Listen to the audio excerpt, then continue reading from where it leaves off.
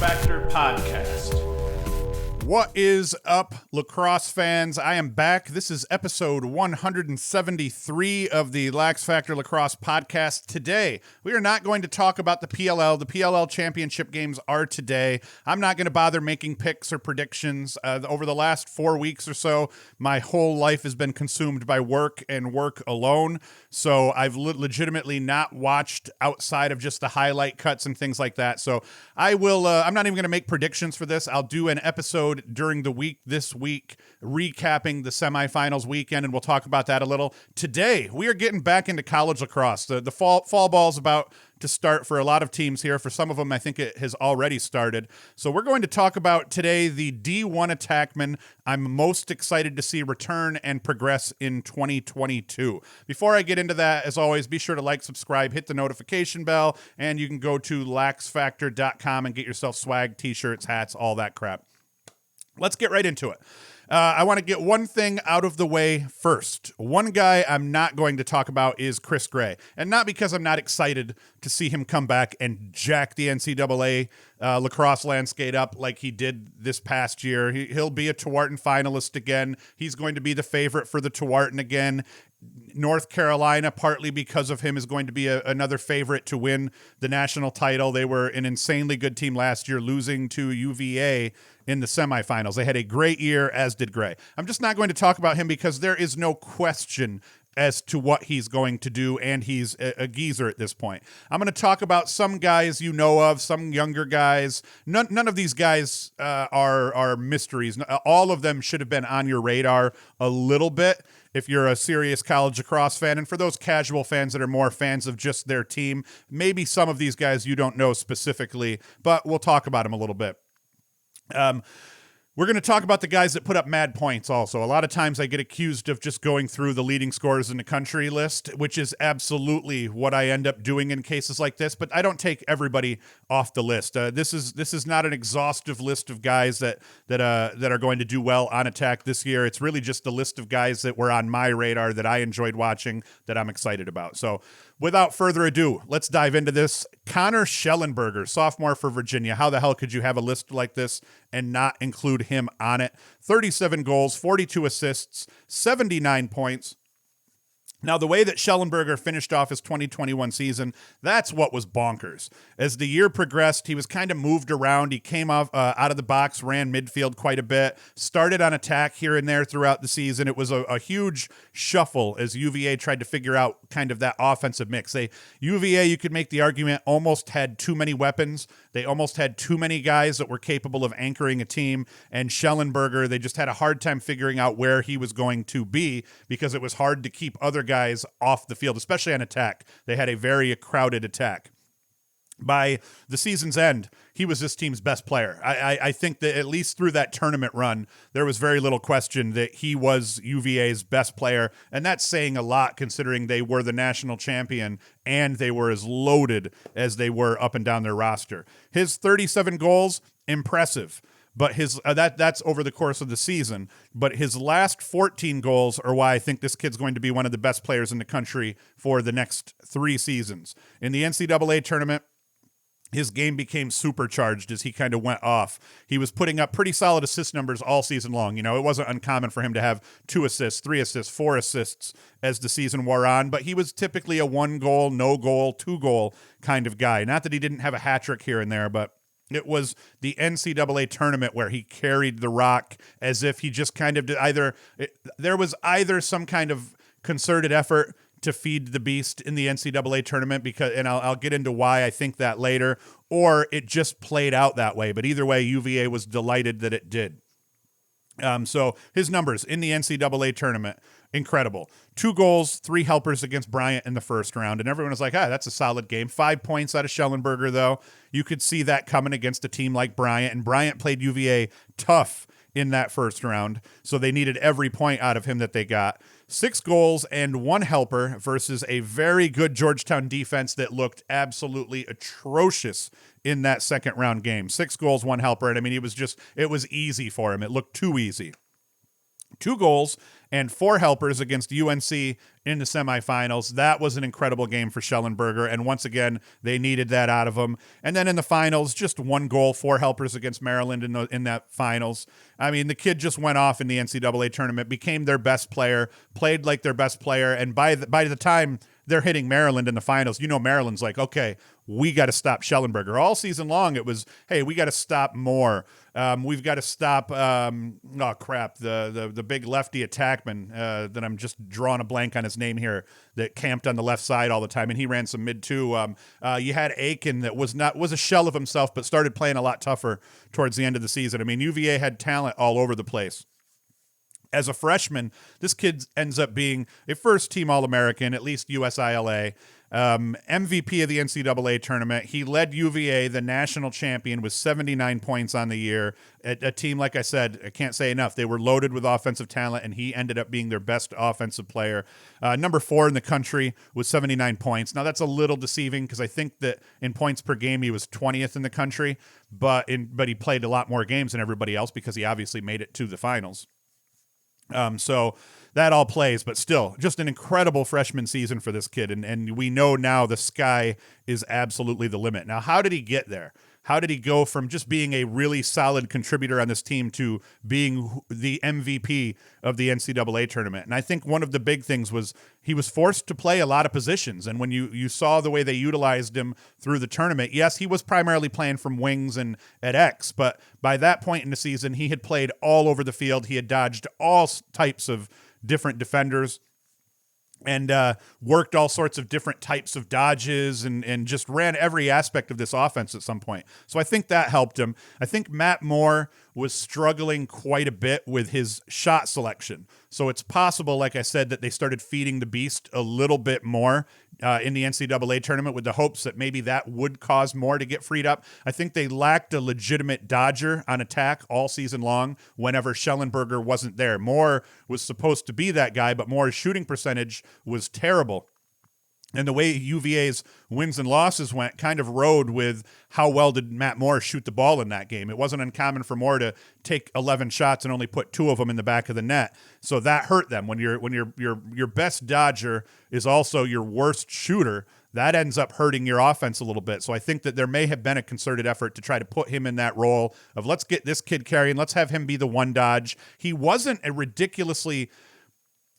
a scary dodger. There was that one dodge against Syracuse that he stuck when he was coming off the field as a midfielder that was ridiculous. But he became, by the NCAA tournament, he was a scary dodger. He was scary all over the field. And I think that's probably was probably designed, even though I have no confirmation of this, but that was probably designed to try to help free Moore up. Let's not have Moore be the one dodge trying to get to the rack with 20 seconds left on the shot clock. Let's give the ball to Shellenberger and see if what he does can free Moore up, and it ended up working out for him.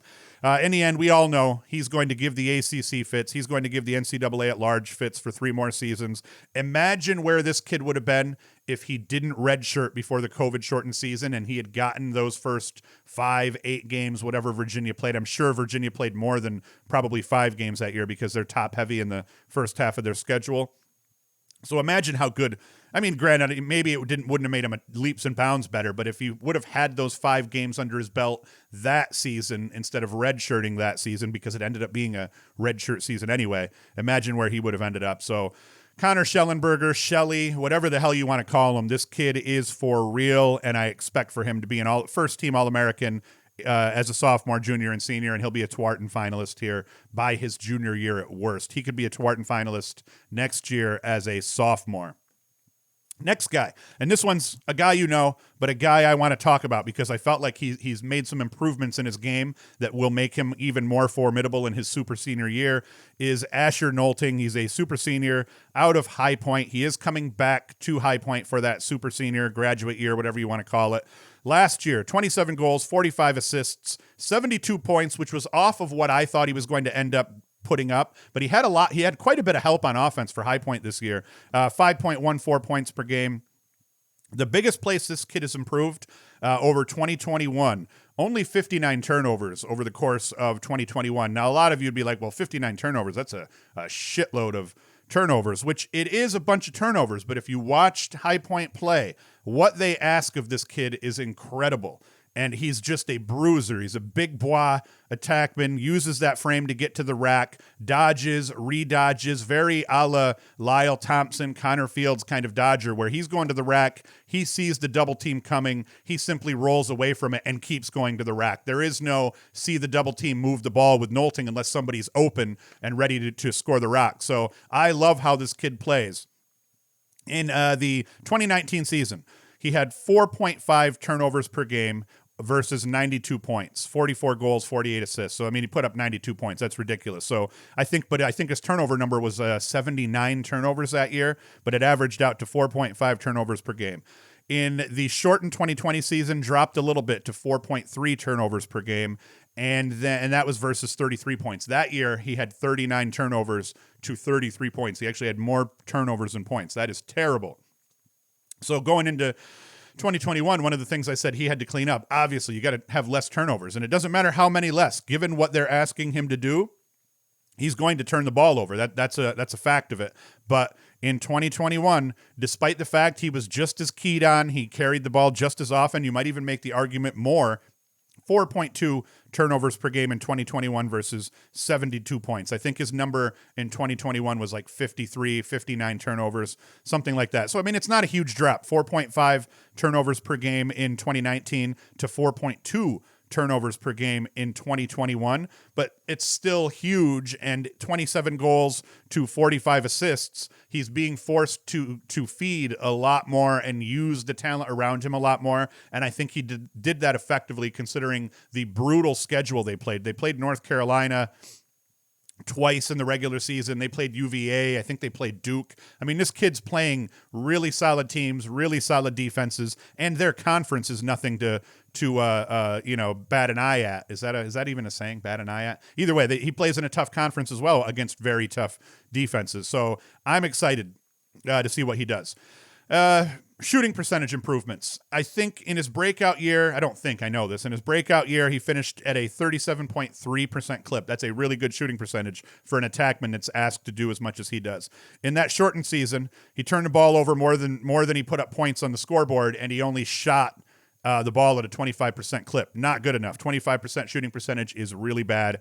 In 2021, despite all the attention, despite all the eyeballs, he both lowered his number of turnovers overall on average, which is great, and he got his shooting percentage back up to 34.6%, which any guy that does what he does is going to take that. Sure, he'd like it to be 36%, 38%. He'd like it to be 99%, but improving that shooting percentage from 25% in the COVID shortened season to 34.6%, I mean, that's a hell of a job by Nolting. He's going to be one of the top 5 attackmen this year. He should probably end up, I would presume, being even a Tewaaraton finalist now that we've thinned the herd down.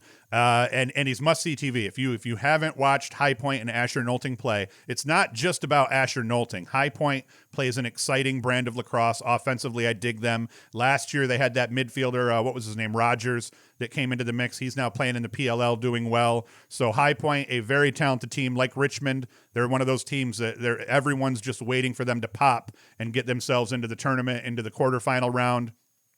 It'll happen.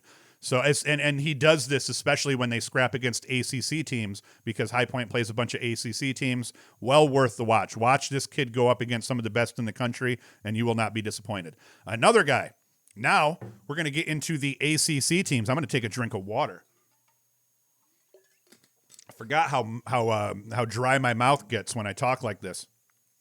All right, Pat Kavanaugh, Jr., Notre Dame, 26 goals, 38 assists, 64 points, 5.33 points per game in 2021.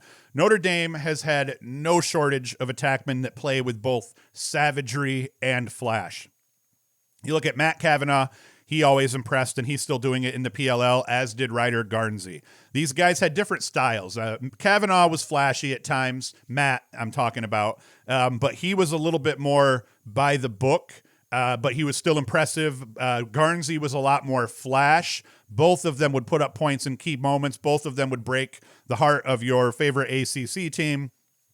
And they both got the job done for Notre Dame. They were both absolutely incredible attackmen, and now they're both incredible players in the PLL as well, still getting it done. Pat Kavanaugh, to me, he's kind of like a hybrid between Matt, his older brother, and Garnsey. He has all the same boxes checked in terms of the basics. He can dodge, he can feed, he can do all of the things that you need him to do from a just basic skill set level. But throw in, he's going to stick backhands behind the backs. He's going to put in shovel shots from 10 yards out while he's got a dude draped all over him. He's going to dive. The kid does it all. He has all of the basics covered, and he does everything you want a gritty attackman to do. But he also will stick it behind the back in a weird moment that you wouldn't think that a shot was even possible, which is what I end up liking the most about him, because that's just fun to watch. Now, I don't have as much to go into on him because, between someone like Nolting, who's got like a body of work to go by, he's just got a season and a half under his belt. But watch this kid in the ACC. Notre Dame's returning a bunch of talent. Notre Dame, over the last 2 seasons, has done a better job in the transfer portal than arguably any other ACC team, and they're doing it again already this year. So I think that Notre Dame is going to... At the beginning of this past season, Notre Dame was looked at as kind of being in the basement of the ACC. I think Notre Dame's right in the middle of the pack, maybe even a little bit higher than that this upcoming season. They got some losses at the midfield they'll have to deal with, but they're always tough defensively, always solid in cage, and they've got a really strong attack unit coming back for the 2022 season. So Kavanagh, watch him. He's going to do a good job. I bet you he ends up in the area of 60, 70 points or so.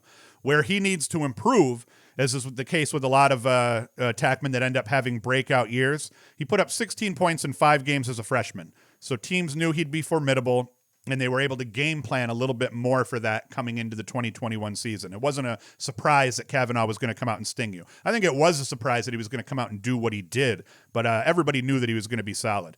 He dropped his shooting percentage from that COVID-shortened season, 31.3% down to 29.2%. You could make the argument that COVID-shortened season, he was playing a weaker schedule, and that maybe that season, had he played the full thing out, he would have ended up maybe in 27% range or whatnot.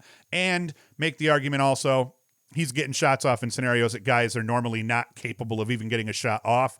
That might cause his shooting percentage to be a little bit lower, but I'd like a guy like him to just be above 30. I'm not going to chirp him for scoring 3 out of 10 and going 30, but you'd like to see him average out 31, 33, somewhere in there. So that's something to watch. And I'm not sure he's going to be able to do it.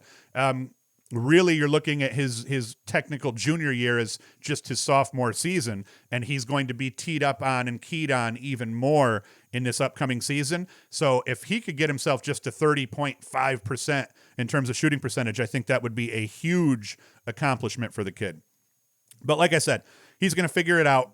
He's going to get hopefully he does get that shooting percentage back up. I expect he's going to put up 70-plus points in 2022. He could potentially end up over 80, depending on how things go. But Notre Dame's not the team, I think, that ends up with a guy that could, puts up 80 points. He's got talent all around him, which is going to help. That talent around him could either increase or decrease his point totals. But make no mistake, he's just going to get better as a player because of the wealth of talent around him. So I think you're going to see progress across all of his stats in the end because Notre Dame's going to be loaded again.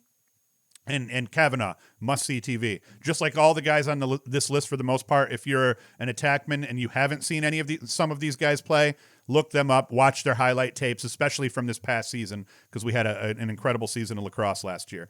Next guy I want to talk about, Ryan Lanchberry, super senior, Richmond. He is coming back. I think it was Richmond, just announced a coaching change. They lost their coach to Denver, if I'm thinking this out right.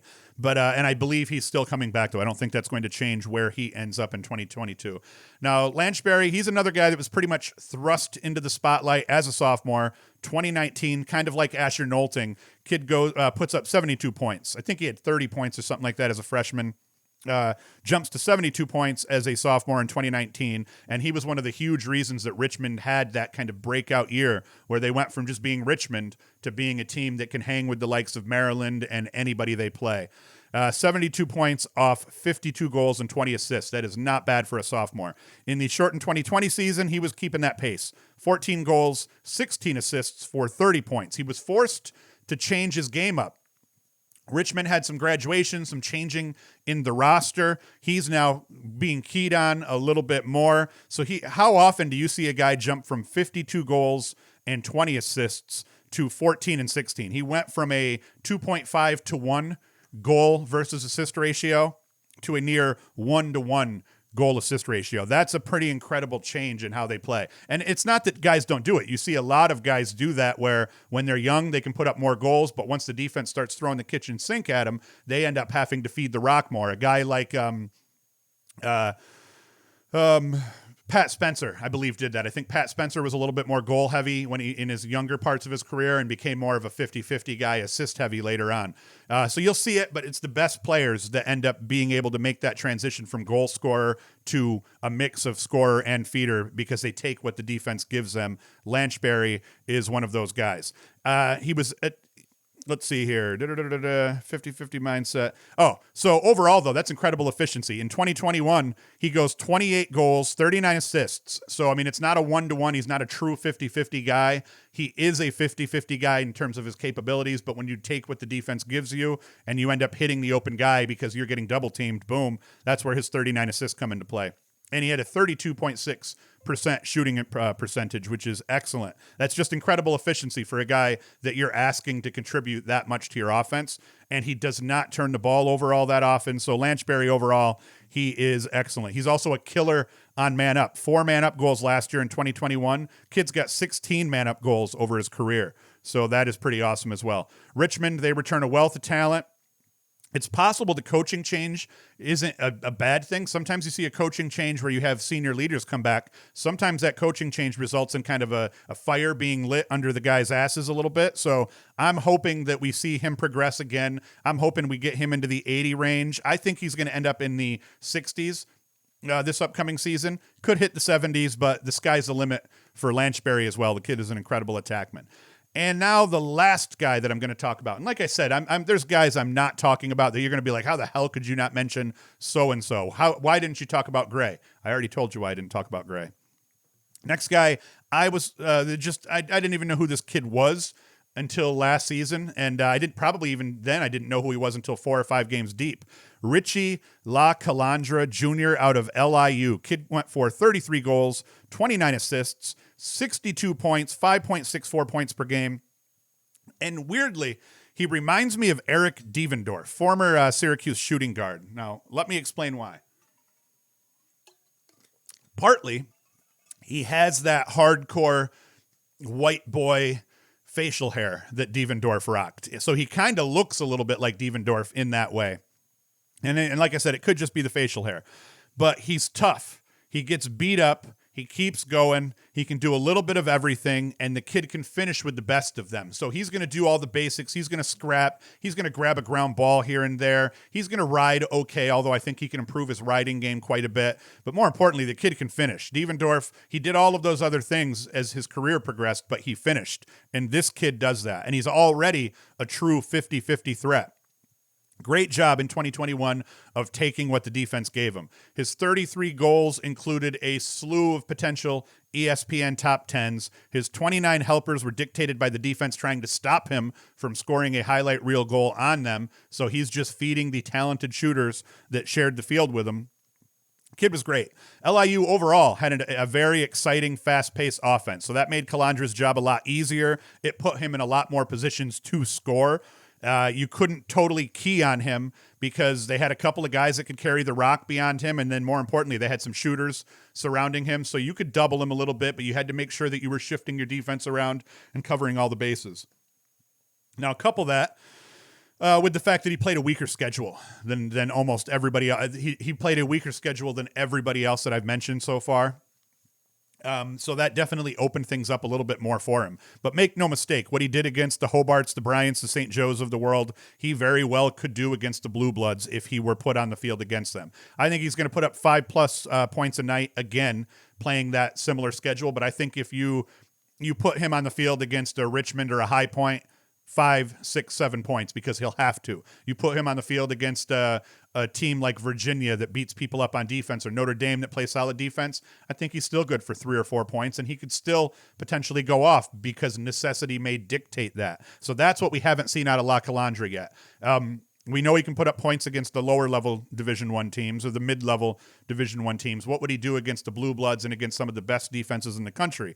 There is a world in which maybe he's that guy that only puts up 3 or 4 points against the best teams in the country. But what we don't know yet is if you put him on the field against a Maryland, Virginia, Notre Dame, there's potential that he could end up being the guy that will carry through those defenders. Those teams aren't going to provide as much help defense also. So there's a world in which he could end up having huge games against some of these teams. He could very much Asher Nolting it. At Nolting typically plays great on the big stage against those big defenses because they often leave their defenders on an island a little bit more than some of the mid-level to lower level teams. So that's what I want to see out of LaCalandra. I want to see, will LaCalandra do the same thing that he did against these weaker defenses? Will he be able to handle and do that against these better teams? I think he can. I think the kid has showed a skill set that is pretty much incredible here. All right. I said I wasn't going to do it, but we got time here. So I am going to make some picks for today's PLL games. I'm actually going to watch the games, drink beer,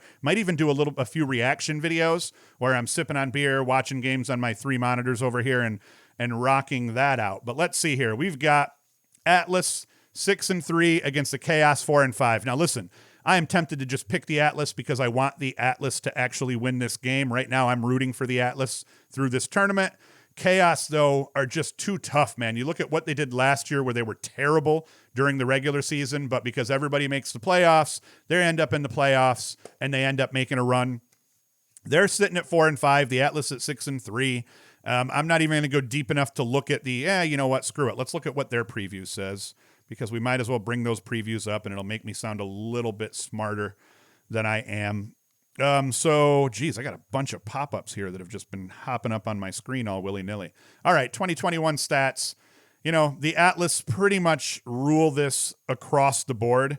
The Chaos have a slightly better shooting percentage, which is surprising, but the Atlas take a lot more shots per game. The Atlas win more face-offs, but the Chaos have the best goalie in the league, much better goalie than the Atlas do, at least in terms of statistics. But I'm going with the Atlas. I think it's going to be a close game. We'll say 1 or 2 goals, but I'm going to go with the Atlas in this one just because, man, I like the Atlas. I like their style of play. And the Water Dogs against the Whips. And here, no-brainer for me.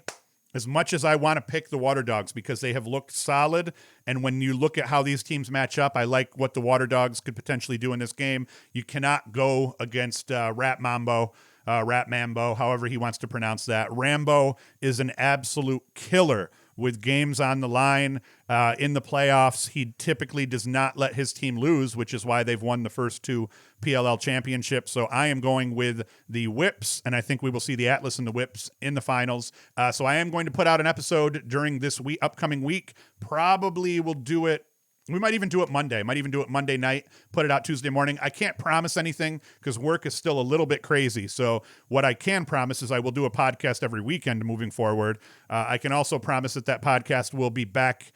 We're right back into talking about college lacrosse for this upcoming season. We'll start getting into previews. I'm going to go through and talk about the other position groups that I'm excited about and guys. So we'll go through every group, every position group. We're even going to do short stick D mids and crap like that in the upcoming week. So everybody enjoy the PLL action today, though. It wasn't like my reason for not covering the PLL today and not previewing these games has nothing to do with me not being pleased with the PLL or any of that. It just has to do with how busy I've been. I know all of these college guys like the back of my hand, so I know I can just pop up an episode and talk about these guys with some level of intelligence. I still cannot do that with the PLL simply because I haven't really been able to watch the last few weeks. I've been working every weekend, 70 hours per week for 4 weeks in a row with not one day off that entire stretch. So starting to get my weekends back again, though, so we're going to talk about lacrosse. So as always, hey, thank you for listening. Thank you for watching. You can go to LaxFactor.com, get yourself some swag, like, subscribe, share this with your homeboys. If you're an audio listener,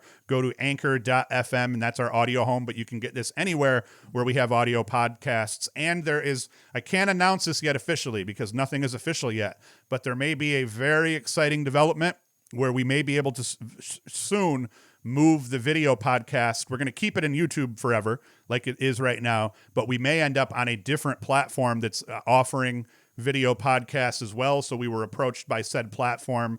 So we'll see over the coming weeks if we end up on a new platform with the video podcast that everyone may love as well. So that's it. I will be back and I will do at least an audio podcast for the PLL crap that goes down today. But I'm hoping to put out a video podcast for that as well. So as always, thank you for watching. Thank you for listening, and Hoost is out.